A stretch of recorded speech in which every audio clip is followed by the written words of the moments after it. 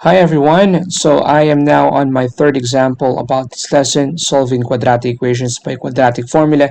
This time we are expecting an imaginary roots, or we're expecting imaginary roots. Okay, so before we proceed, or before we start, you need to look at your quadratic equation, all right? Make sure it's in standard form.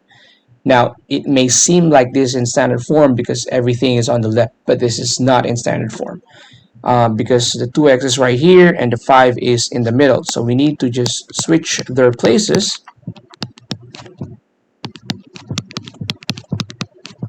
There you go. So now we have the quadratic equation into standard form.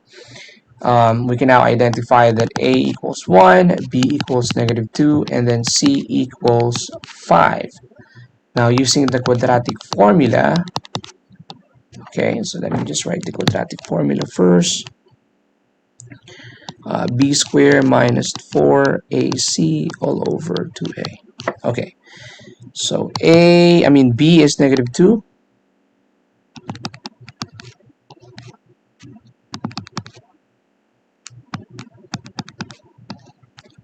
-2 squared minus 4. A is 1. C is 5. 2 times 1. Okay, so let's evaluate everything. This is 1.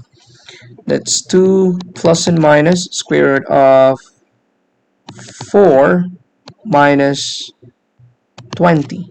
Right? 4 times 1 is 4, times 5 is 20, all over 2.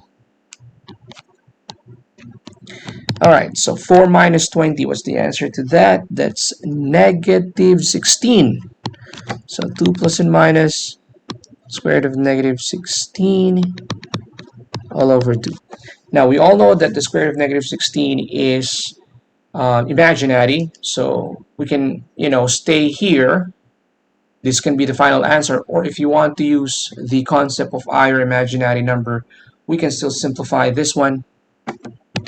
So square root of -16 is actually 4i. So this is 2 plus and minus 4i all over 2.